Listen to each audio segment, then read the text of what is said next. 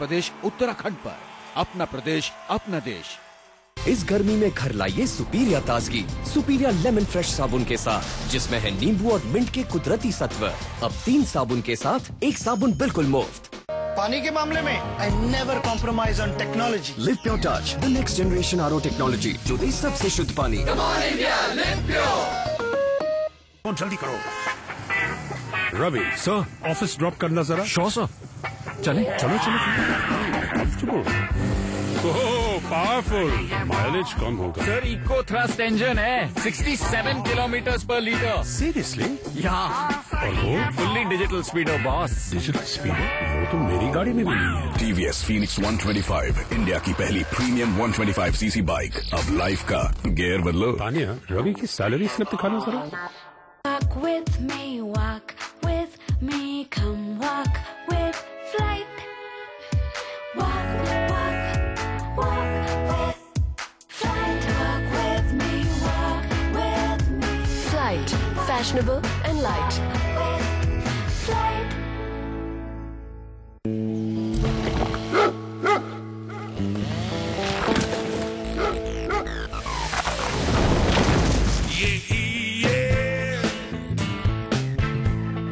Great to be me, Centuro.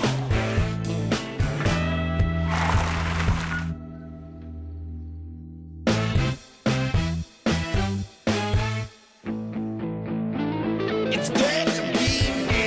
Mahindra Centuro।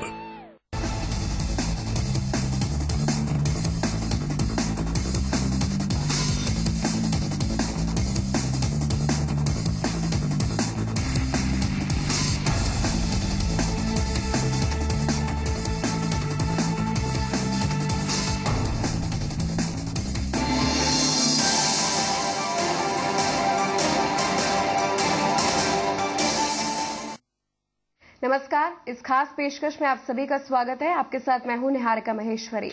आज हमारे खास मेहमान का इंट्रोडक्शन ये है कि राष्ट्रीय राजमार्ग और परिवहन मंत्री रह चुके हैं। उत्तराखंड में इनका शासनकाल जब था तो 8 बजे मतलब 8 बजे टाइम पे सब काम होता था। एक अच्छे प्रशासक, क्लीन इमेज, भुवन चंद खंडूरी जी हमारे साथ है। मेजर जनरल भुवन चंद खंडूरी जी, आपका बहुत बहुत स्वागत है। आपके बारे में कहा जाता है कि वैसे तो आप 79 साल के हैं, लेकिन आप 30 साल की फिटनेस है आप में। भगवान की कृपा है। भुवन चंद खंडूरी जी, सबसे पहले आपसे जानना चाहेंगे, जो अभी हाल ही के समय में उत्तराखंड में आपदा आई, आप उत्तरकाशी दौरे पर भी जा रहे हैं, क्या इस आपदा को टाला जा सकता था अगर 3 दिन पहले ही एक्ट किया जाता? आपदा के जो आपने कहा 2 हिस्से हैं। एक तो जो प्राकृतिक हरकत है, प्रकृति ने किया है, उसको तो इतनी आसान रोकना नहीं है। हालांकि उसके कुछ कम कर सकते थे अगर हमारे पास प्रकृति टेक्नोलॉजी का हम इस्तेमाल करते। लेकिन जो दूसरा हिस्सा है कि आपदा आने के बाद जो भारी बारिश हुई, उसके आने के बाद बादल फटे, उसके आने के बाद अवश्य कुछ फौरी कार्रवाई हो सकती थी। उसमें सभी की हम लोगों की कमजोरी रही है। 2 बातें होती हैं। अगर एक तो पहले हमारा जो अच्छा लेटेस्ट टेक्नोलॉजी का इक्विपमेंट है जो अर्ली वार्निंग देता है वो नहीं है।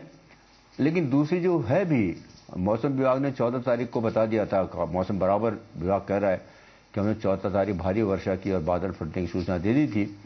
तो अगर गंभीरता से उसको लिया जाता तो 14 के बाद 15 का दिन था, 15-16 को सब यात्रा ऋषिकेश में, हरिद्वार में, ऊपर आते समय श्रीनगर में रुकी जो जहां थी वहां पर उसको रोकना चाहिए था और इमरजेंसी एवैक्यूएशन कर देना चाहिए था। क्योंकि बड़ी संख्या में 15-16 को लोग वहां पहुंचे तो वो एक तो वो रुकते, और जो लोग वहां थे अगर स्पेशल अरेंजमेंट करके उनको वापस किया जाता तो नुकसान तो प्रकृति का होता, पानी का होता, बाढ़ आती, गांवों को लोगों को नुकसान होता, लेकिन यात्रियों को नुकसान नहीं होता। ये होना चाहिए था।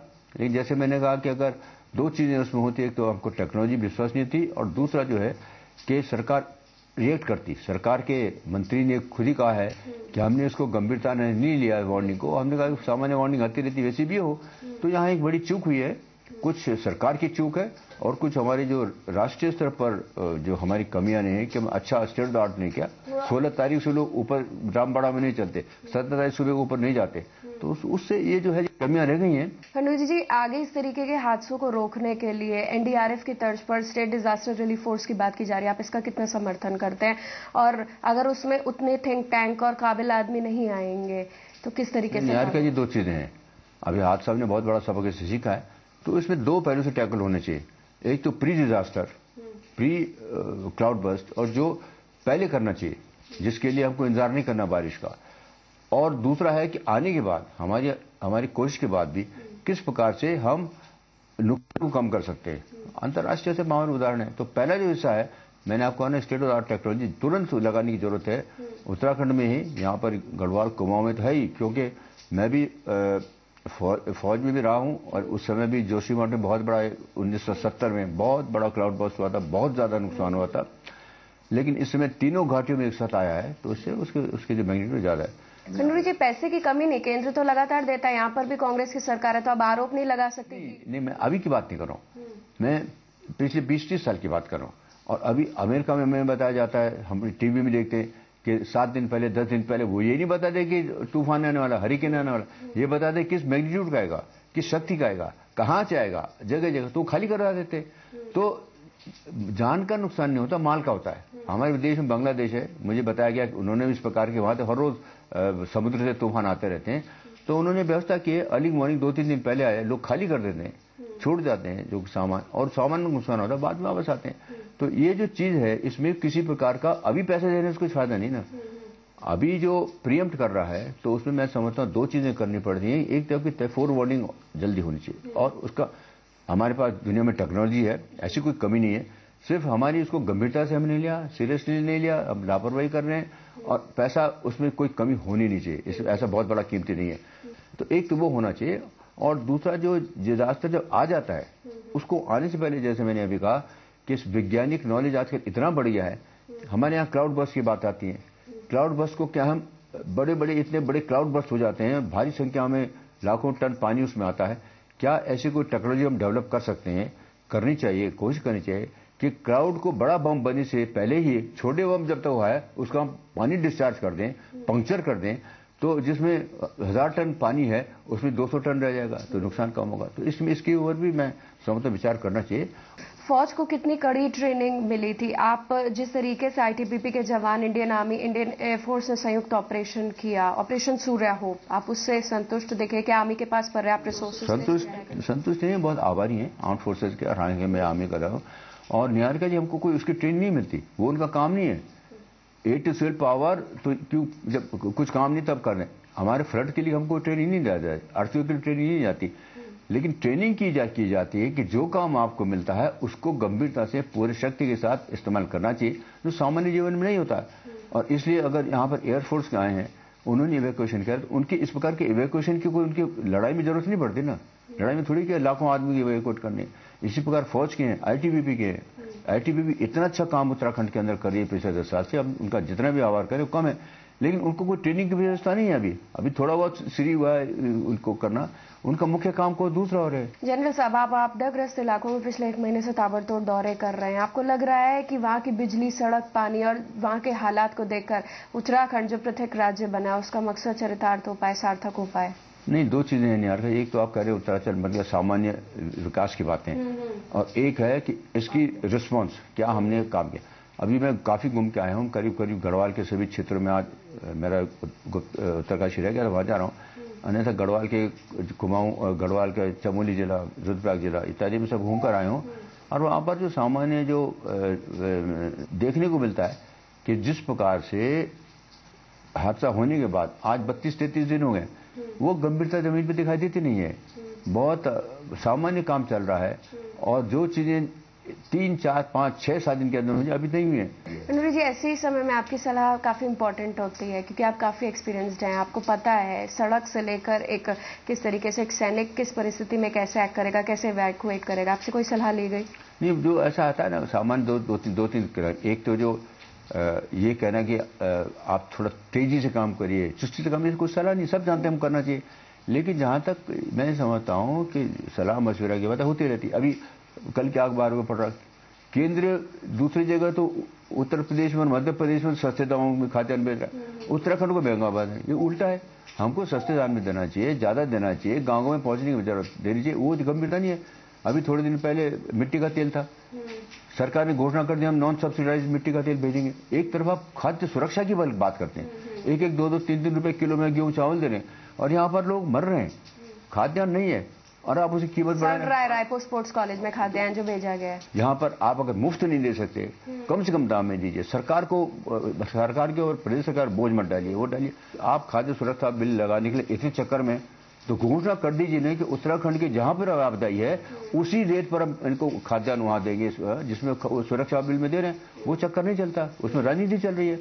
अभी हमारे तीनों के तीनों नेशनल हाईवेज गढ़वाल मंडल में तीनों के तीनों बंद पड़े हुए, और ये इसलिए नहीं पड़े हैं आपदा से, ये इसलिए पड़े हैं कि केंद्र सरकार ने पिछले 3 साल में बॉर्डर रोड को पैसा दिया नहीं है। जनरल साहब, एक अभी 280 गांव का विस्थापन होना है। जंट्री नटराजन आई थी कि तुरंत फौरी तौर पे तुरंत राहत यहां पर पहुंचाया जाए। पुनर्निर्माण विस्थापन प्राधिकरण अलग से बन रहा है, आपको लग रहा है कि काम कर पाएगा इतनी जल्दी? नहीं, देखिए ऐसा ना, आप संगठन तो बनाते चलिए, लेकिन जब तक उनका काम, उनकी कार्यशैली क्या होनी है, उनको क्या सुविधा होनी है। आपने बना दिया दिल्ली में, आपने बना दिया देहरादून में, जहां गांव फंसे हैं उनके बारे में क्या करें? उनकी आप ठोस नीति बनाइए, इंप्लीमेंटेशन की। आधे एक ये गांव बचे, इसमें 1, 2, 3, 4 होंगे। अब ये बैठेंगे, मीटिंग करेंगे, चाय कॉफी पियेंगे, योजना बनाएंगे। योजना जमीन इंप्लीमेंट हो नहीं सकती ना, उससे फायदा क्या? इतने 280 गांव विस्थापित करने, हम जमीन देंगे, हम ये करेंगे। टिहरी डैम के अभी तक स्थापित नहीं हुए, टिहरी डैम का बन गया, तो इस प्रकार का ये भी ढांचे चलते रहेगा। इसी से बात है, इको सेंसिटिव जोन को लेकर आपकी क्या राय है? इको सेंसिटिव जोन, निहारिका जी, जब मैं मुख्यमंत्री था तब भी आया बात। मैं पर्यावरण का बहुत बड़ा पक्षधर हूं, और मैं समझता हूं कि आज जिस प्रकार की आपदा आई है उसमें हम भी दोषी हैं। हमने पर्यावरण के साथ छेड़छाड़ की है। पर्यावरण के साथ जब तक प्रकृति का आप सम्मान नहीं करेंगे, प्रकृति आपका सम्मान नहीं करेगी। एक लंबी कहानी है और लंबी बात है, लेकिन वो दोनों का मेलजोल हो जाए, प्रकृति का और विकास का। उत्तराखंड के अंदर हुआ क्या है दुर्भाग्य से, कि जो इन्वायरमेंटलिस्ट हैं वो कहते हैं विकास 0 कर दो, सिर्फ इन्वायरमेंट को ठीक करो, और जो डेवलपमेंटलिस्ट हैं वो कहते हैं पर्यावरण को मारो झाड़ू, हमको सिर्फ विकास चाहिए। जब तक दोनों को मिलजुल कर नहीं होगा, डेवलपमेंट की प्रायोरिटी दीजिए। गांव में सड़कें नहीं, सड़कें बननी चाहिए। आपको बिजली नहीं, बिजली होनी चाहिए। आपको स्कूल नहीं होनी चाहिए। लेकिन जब आप एक सड़क काटते हैं तो पहले तो सड़क की टेक्नोलॉजी ऐसे बनाइए कि मिनिमम एक्सप्लोजिव इस्तेमाल हो। आज दुनिया में टेक्नोलॉजी अवेलेबल है। हम बॉर्डर रोड कर देते हैं, आप 20 लाख में या 30 लाख में एक सड़क बना दो, तो जितना एक्सप्लोजिव लगाते एक्सप्लोजिव सस्ता है। आप आज दुनिया में टेक्नोलॉजी है कि अगर आप चाहते हैं कि सिर्फ 3 इंच बारूद चले तो 3 इंच चलेगा, 2 इंच चलेगा। माइक्रो सेकेंड डेटोनेटर्स हैं, वो कीमती ज्यादा है, इसलिए उसको इस्तेमाल नहीं करता। इसी प्रकार आपने पेड़ काटे हैं। आज इन्वायरमेंटलिस्ट जयंती नटराजन का जो विभाग है वो कहता है 1 पेड़ काटेंगे आपको 2 पेड़ लगाने पड़ेंगे। प्रदेश सरकार 2 पेड़ के पैसे देती है। प्रदेश सरकार जमीन देती है, दुगनी जमीन देती है, जमीन पे लगते नहीं है। फॉरेस्ट वाले नहीं लगाते, कागज पे लगाते हैं। तो ये जो नाटक चल रहा है, ये जो अपने आप को बेवकूफ बनाने की प्रक्रिया है, ये बंद होनी चाहिए। निहारिका जी, आज उत्तराखंड के अंदर उत्तरकाशी जैसी जगह और पिथौरागढ़ जैसी जगह 2-3 दिन तक आदमी सड़क नहीं देखता। हमारे गांव लोगों ने आज तक बस नहीं देखी है, बिजली तो छोड़िए। नहीं, आप जब मुख्यमंत्री थे और जब केंद्र में थे तो सड़कों की व्यवस्था दुरुस्त थी यहाँ। नहीं, मैं देखिए निहारिका, मैं भी दोषी हूँ। मैं मुख्यमंत्री यहाँ करीब 2 साल 3 महीने रहा, और मैंने क्या किया नहीं किया वो अलग बात है, लेकिन नतीजा नहीं हुआ तो मैं भी दोषी हूँ। मैंने किसी व्यक्ति का दोष नहीं दिया, लेकिन ये सोच आनी चाहिए और केंद्र सरकार से एक पैरामीटर ले करनी चाहिए। हमने यहाँ पर अभी कांवड़ी आते हैं, कुछ आते, इको सेंसिटिव जोन की बात आपने की। जब मैं यहाँ पर था तो मैंने 4 कंपनी इको कंपनी बनाई है। इको टास्क फोर्स ने यहाँ से मसूरी तक बहुत अच्छा काम किया जब इंदिरा गांधी राजीव गांधी होते थे। मैंने जब मुख्यमंत्री बना तो मैंने सेंटर से कहा कि आप हमारे लिए 4 इको सेंसिटिव दीजिए, 2 गढ़वाल के लिए, 2 कुमाऊं के लिए, उनसे पर्यावरण के संबंध में काम करेंगे। केंद्र सरकार ने पैसा देना होता है, उनकी जिम्मेवारी रेज करने की, उन्होंने हमको पैसे नहीं दिए। मैंने अपने प्रदेश के बजट से 4 eco sensitive company eco task force join किए, 2 यहाँ 2 पिथौरागढ़, बहुत अच्छा काम करे। तो डेवलपमेंट दीजिए, मीनिंगफुल डेवलपमेंट दीजिए। जनरल साहब ये बताइए, एक फौजी, आपके अंदर का फौजी ये वही देवभूमि देख रहा है जब आप आपदाग्रस्त इलाके और कहीं पे भी जाते हैं, चाहे आपदा आए या ना आए? नहीं, देखिए ऐसा है, मैं तो फौज में करीब 38 साल रहा, और मेरा करीब गढ़वाल में है, पौड़ी में रहता हूँ, तो बचपन में आता जाता रहा। आपकी लोकप्रियता भी बहुत ज्यादा है, हम फोटोज देख रहे थे अभी। नहीं, ऐसा है तो ये है, तो पृष्ठभूमि तो मेरी वही है। और जब मैं फौज से रिटायर हुआ, सौभाग्य से मैं तुरंत लोकसभा में आ गया। और इन 20-30 सालों में जो मुझे 22-23 साल हो गए, जो मैंने देखा है कि हमने उत्तराखंड की लड़ाई लड़ी। मैं जेल गया हूँ उत्तराखंड के बनाने के लिए। उत्तराखंड तो बन गया, लेकिन उत्तराखंड के जो होना चाहिए तो नहीं हुआ है। और फिर अगर दोष आरोपण कही तो ये नहीं है, सब हम जिम्मेवार हैं। कांग्रेस भी जिम्मेवार है, बीजेपी जिम्मेवार है। बहुत पॉजिटिव आउटलुक आप प्रेजेंट करें। छोटे से अंतराल के लिए रुक रहे। जनरल्स डिसिप्लिन आंदोलन पर जनरल साहब का क्या रुख है, इनके आगे का पॉलिटिकल एजेंडा क्या है, इसके बारे में बात करेंगे। जल्द लौट रहे हैं।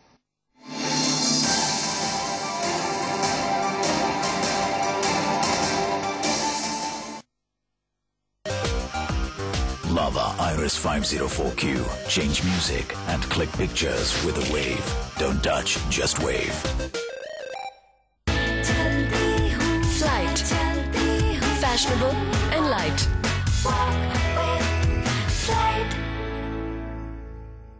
इस गर्मी में घर लाइए सुपीरिया ताजगी, सुपीरिया लेमन फ्रेश साबुन के साथ, जिसमें है नींबू और मिंट के कुदरती सत्व। अब 3 साबुन के साथ एक साबुन बिल्कुल मुफ्त। हाथों में है रेत सा इसक तेरा,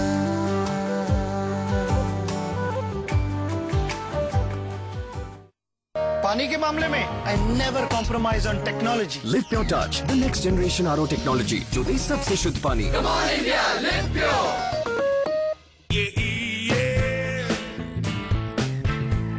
It's great to be me, Centuro. Yeah, it's great to be me, Centuro. It's great to be me. Mahindra Centuro. सब जो वीटी स्टेशन पे सबको उड़ा रहा था, क्या किया उसका? 4 साल खातिरदारी की, फिर उसके बाद फांसी चढ़ा दिया। अरे सालो, वो तो मरने को ही आया था मुंबई। मार के बड़े खुश हो रहे हो आप? हाँ? सारे जहां से अच्छा हिंदुस्तान।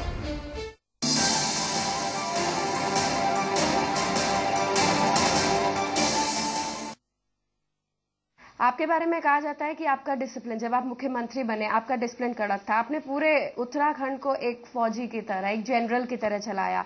आम आदमी ने आपको पसंद किया, लेकिन थोड़ा बहुत कार्यकर्ताओं को टीस रही।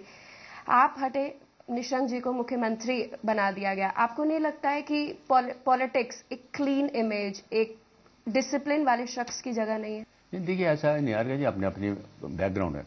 मैंने आपका ना 38 साल फौज रहा।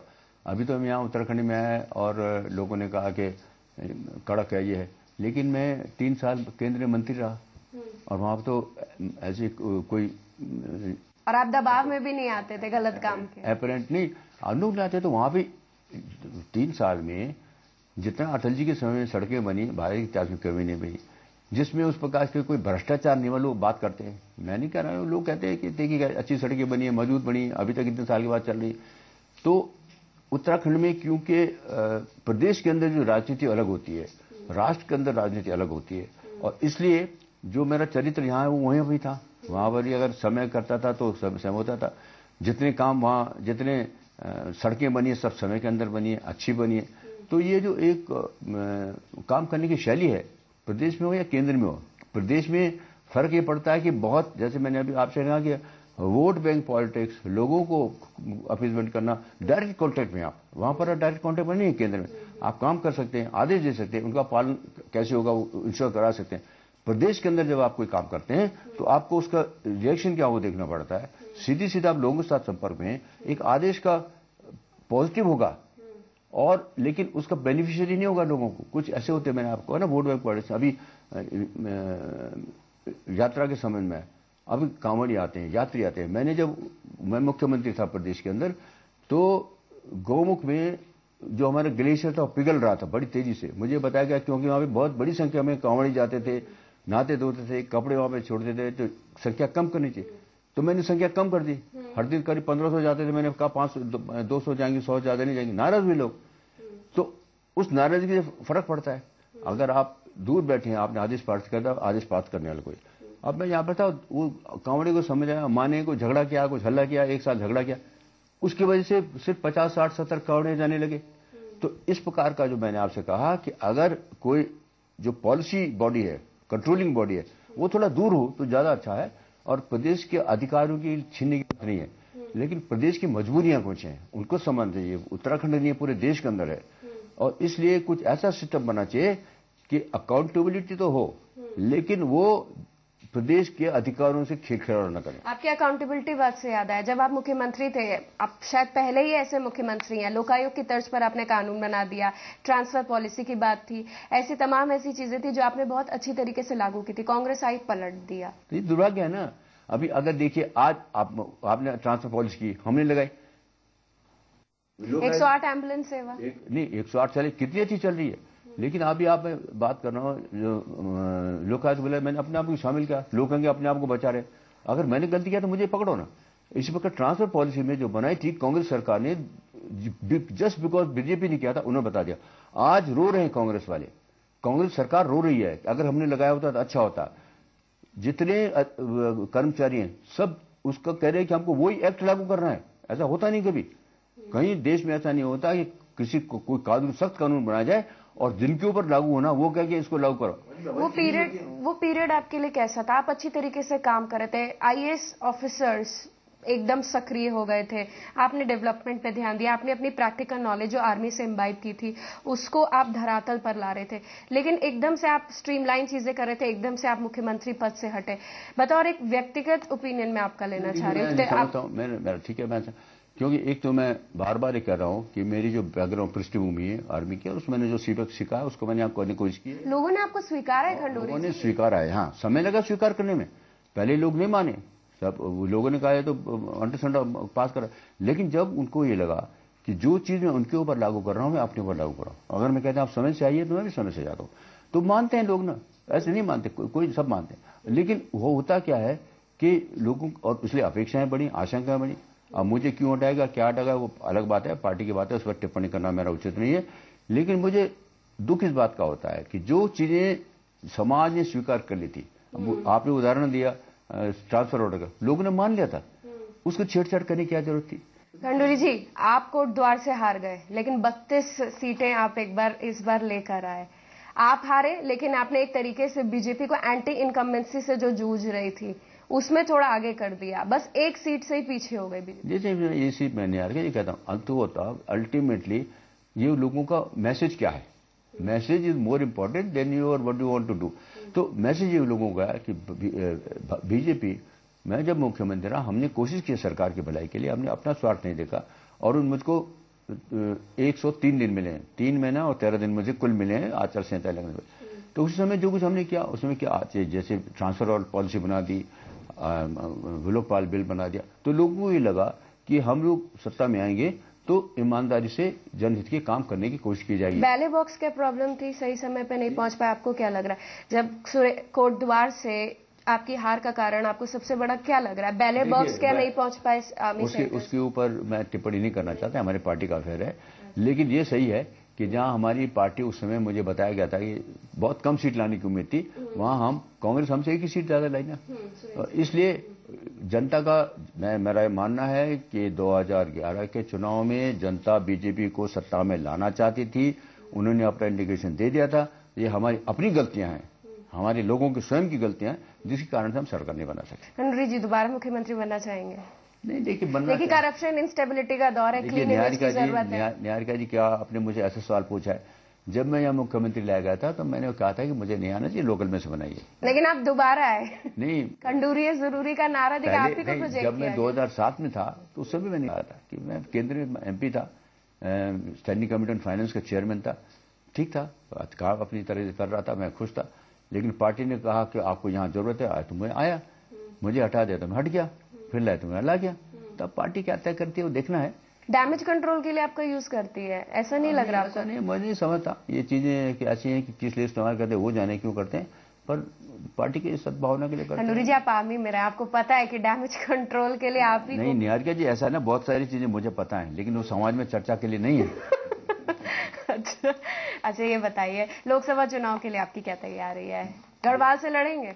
नहीं, देखिए मुझे फिर मैंने घूम पर उससे पहले मुझे पार्टी का क्या आदेश मुझे मिलता है वो मैं करूंगा, और मेरा कुछ पृष्ठभूमि, कुछ मानसिकता, कुछ जो आदतें बनी ऐसी कि जो पार्टी अगर मुझे आदेश करेगी तो मैं वहां लड़ूंगा। उत्तराखंड की राजनीति 2 ही दलों में सीमित रहती है, कांग्रेस बीजेपी, जो अपनी आंतरिक कलह गुटबाजी से जूझ रही है। आपको लग रहा है थर्ड फ्रंट यहाँ पर कभी एक्टिव हो पाएगा? दुर्भाग्य थर्ड फ्रंट एक्टिव उत्तराखंड में हो नहीं सकता, एक दल बना था उसको सफल नहीं हो पाया, और ये भी है कि कहीं ना कहीं ये देखते हैं कि राष्ट्रीय स्तर पर क्या हरकत हो रही है, तो मैंने समझता हूं कि बीजेपी और वर्तमान में स्थिति में भविष्य में कुछ परिस्थिति बदले, हालांकि जो रीजनल पार्टियां अपने अपने क्षेत्र के बहुत ज्यादा काम कर पाती हैं क्योंकि वो सेंटर से के प्रेशर में नहीं होती सेंट्रल पार्टी के, और जहां जहां डिजिटल पार्टियां बनी वो अपनी इंडिपेंडेंटली काम करती हैं, तो उस कॉन्सेप्ट का एक ये पक्ष है कि जहां प्रदेश के हित की वो प्रदेश की बात करते हैं, राष्ट्रीय हित की उनको उतनी चिंता नहीं होती। हमारे यहाँ जो उत्तराखंड के अंदर है जैसे वातावरण है, अभी तो वर्तमान में कोई तीसरा दल इतना सक्रिय नहीं हो पाया। उत्तराखंड क्रांति दल बना था, वो चला नहीं ठीक से, वो भी 2 में बट गया। खंडूरी जी, आप समय देख रहे हैं अपना, हमें भी पता है आपको जाने। बस आखिरी में 2 सवाल आपसे लेना चाहेंगे। पहला सवाल तो यही है कि आप नरेंद्र मोदी को लेकर क्या सोचते हैं? आप एक कुशल प्रशासक है, लेकिन वो भी एक सीईओ की तरह काम करते हैं। इनकेस वो उत्तराखंड में आते हैं, कैंपेन कमेटी चीफ हैं, आप उनका स्वागत करेंगे, समर्थन? 2 स्ट्रांग पर्सनैलिटी एक साथ। मेरी पर्सनैलिटी इज नियर का जी, मैं बार बार ये कह रहा हूँ और आज समझ थी, मेरा व्यक्तिगत कोई मतलब नहीं है और उसमें उदाहरण नहीं देना चाहता, लेकिन आप समझते कि मुझको जिस प्रकार का हुक्म दिएगा मैंने माना है, जो मेरे बिल्कुल जो आला कमान कहेंगे वो में नहीं था वो भी मैं किया है, और जो मैं समझता हूं कि ठीक नहीं हो रहा फिर भी मैंने किया। और इसलिए मोदी जी हमारे केंद्र सरकार, केंद्र पार्टी जो भी तय करेगी बिल्कुल खुशी से उसके साथ काम करेंगे, मिलकर काम करेंगे। भारतवर्ष में मेरे ख्याल से मुख्यमंत्री में सबसे अच्छे प्रशासक वो रह चुके, अच्छे हैं, और आज देश के अंदर एक ऐसा व्यक्ति की आवश्यकता है जो कि बात जो कहता है वो कर सके और सिर्फ राजनीति के दृष्टिकोण से न काम चलती, जो भी पार्टी आदेश करेगी उसके अनुसार काम करेगी। खंडूरी जी, अंतिम सवाल, देश को सिक्योरिटी थ्रेट है चाइना पाकिस्तान से, आपको लग रहा है रक्षा नीति लचर है, किस दिशा में काम करना चाहिए? आपके हाथ में कमान होती है, आप क्या करें? नहीं, मेरे हाथ में देखिए, चाहे पाकिस्तान हो चाहे चीन हो, उनको एक स्पष्ट संदेश देना चाहिए कि हम क्या बर्दाश्त करेंगे, क्या बर्दाश्त नहीं करेंगे। ये चीज नहीं है कि ठीक है मुझे थप्पड़ मारे मैं कल देख लूंगा तुझे, वो जरूरत यही हो रहा है, नहीं होना चाहिए ना। उससे दूसरा आदमी गलत समझता। आप इजराइल को क्यों नहीं कोई छेड़खानी करता है? चीन के साथ आज अगर कोई गड़बड़ करता है तो उसको जवाब देना चाहिए। चीन हमारी सीमा के अंदर घुस के कहता है कि नहीं मैं तो तुम्हारी सीमा नहीं घुसा, तो राष्ट्रीय स्तर पर क्या हो रहा है? तो जब तक हम उस बात के इजराइल वाली पॉलिसी नहीं करेंगे कि अगर ठीक है आप शांति से रहना चाहते हैं, लेकिन अगर आप कांग्रेस तो नहीं कर पाएगी, अभी तक कर ही नहीं कर पाए, तो इसीलिए तो 62 देखना पड़ा ना हमको, इसलिए 62 देखना पड़ा। और जब शास्त्री जी आए उन्होंने एक संदेश दे दिया, कोई इनजस्टिस को बर्दाश्त करने की कोई गुंजाइश नहीं होनी चाहिए, हमको अपनी क्षमता डेवलप करनी चाहिए कि हम आपके साथ हाथ जोड़ कर रहेंगे, लेकिन जिस दिन आपने अपना मौका हमारे तरफ था हाथ तोड़ देंगे हम। बहुत बहुत धन्यवाद खंडूरी जी। जनरल साहब अपनी राय रखने के लिए, कुछ मुद्दों पर चुप भी रहने के लिए और कुछ मुद्दों पर बेबाकी से अपनी राय देने के लिए।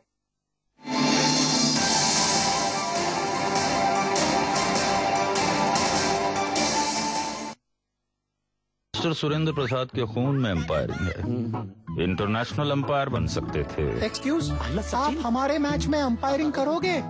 पर मच्छर ने इनका मौका छीन लिया।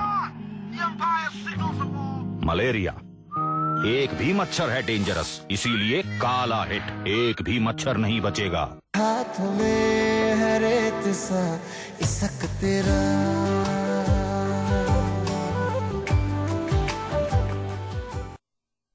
घर लाइए सुपीरिया ताजगी सुपीरिया लेमन फ्रेश साबुन के साथ, जिसमें है नींबू और मिंट के कुदरती सत्व। अब 3 साबुन के साथ एक साबुन बिल्कुल मुफ्त। समंदर की लटों में चांदनी का गजरा, पर्वतों की आंखों में बादलों का कजरा। हिंदुस्तान की जान है ये रंग रूप चेहरा, संस्कृति का धनी है राज्य सुंदर सुनहरा। जय जय जय महाराष्ट्र मेरा, देखो प्यारा महाराष्ट्र मेरा। महा है Maharashtra. Good night advance active plus. जब बहुत सारे मच्छर हो तो ऐसे एक्टिव मोड पे पुश करो। 2 मच्छर हो तो नॉर्मल मोड पे पुश करो। हाथी मच्छर हो तो मेरा सर नहीं, एक्टिव मोड पे पुश करो, खुश रहो। Good night advance active plus, push करो खुश रहो। ये एक लोकली इन्फ्लुएंस्ड गेरिल्ला फोर्स है। मेरे को लायर्स पसंद नहीं। Rajasekharan did have crucial meeting in Madras Cafe. तुम किसके लिए काम करते हो? यहाँ पे बिल्कुल सेफ नहीं। सेफ तो मैं कहीं नहीं हूँ sir. If code red, any suspicious activity on the scene, ask them to hit it. जो हम देखते हैं, सुनते हैं, सच सिर्फ उतना नहीं होता।